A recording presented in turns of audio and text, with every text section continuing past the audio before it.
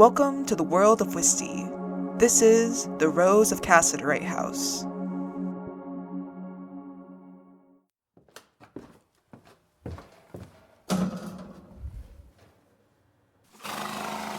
Yeah, you'll get your food.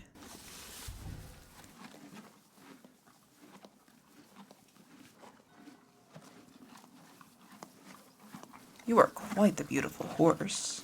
I praised the creature as I pat its flank. I'll find a nice, rich family to take you in, huh? You're probably wondering where your owner is. With all of the chaos last night, it slipped my mind to come and check on the champion's horse. After all, the man helped himself to one of my stalls and to some of my hay. Both are extra charges, naturally, but seeing as he was dragged from the inn by the scruff of his neck and left his horse and his trunk behind, I can call it even. The trunk is tucked into the corner of the stall, thankfully away from any droppings. It's light enough I could pick it up and set it upon a hay bale. Flipping the latch open, I rifle through the contents. There's a single change of clothing, suggesting a short trip. They're ordinary, typical champion wear. Frankly, I may get more for these if I cut them into rags than to sell as is, but at least they're clean. Setting those aside, I pull out an assortment of loose food. An apple, hard bread, a hunk of cheese. Oh ho ho, look who found lunch. I nibble on the cheese, and it has a pleasant, mild flavor. Then I bite into the apple, careful as I set the other pieces of food next to the fabric laying within the lid of the trunk. There's a small book, likely a religious text if I had to guess. Someone will want it, perhaps for kindling. I thumb through the book, not that I could read the words, when a small letter falls out. It's addressed to someone on the front, and the back is sealed with wax and stamped with the champion's crest. I slide a finger beneath the seal and unfold the letter. Alas, no pictures, only words. I set the letter on the hay and repack the clothing. Now that I'm looking at it, the trunk will fetch a decent price, too. I pocket the food, trap the parchment between my thumb and the trunk, and carry my spoils back to the inn.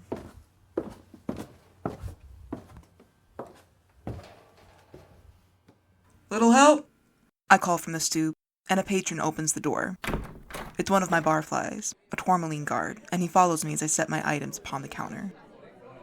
He asks what I'm carrying, and I tell him it's the belongings from that champion his crew manhandled yesterday. He laughs at the mention, saying they put that champion on the first dragon out of town and back to the palace. King's orders. Yikes, sounds serious. He tugs the trunk toward him, asking if he can open it. It's an old outfit, I tell him, flipping the trunk's lid open so he can paw through it. Don't get any ideas, finders keepers, I warn him. He promises it's mine. He's just curious if the man had anything interesting on him. He did, I say and slide the letter across the counter. Mind reading this for me? Afraid I never learned. He picks up the parchment and reads the words aloud to me. The guard says the letter is addressed to Rome Moldavite. The heir? Are champions normally in the business of running letters to fugitives? The guard drawls that no, they do not. While many would not know the details of recent events at the palace, I take pride in being well informed. So many tourmaline guards and soldiers stationed at this border town, I earn more coins slinging booze and renting out rooms. And drunk guards are more looser-lipped than sober ones. I consider information to be my tip for looking after them. The opening paragraph hopes Rome is alive and well, an unlikely reality in the humanoid lands, but wishful thinking nonetheless. And then mentions Juni? The heir? I ask the guard, who died just recently. The guard gasps and tells me maybe not.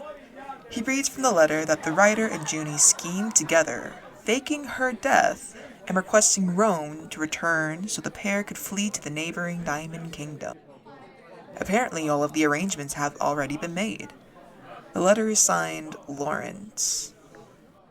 I wonder aloud, Lawrence? I can't say I know anyone with that name.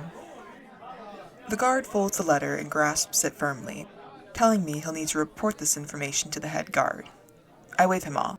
telling him to stop by for a drink once he's finished.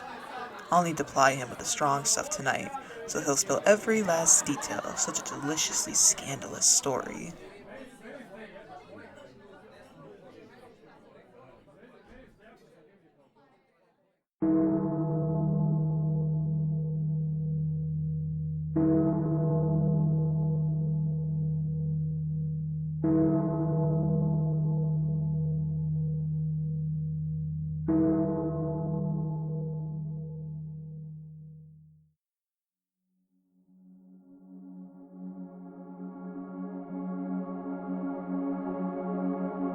Hi Wystians, Everly Teller here.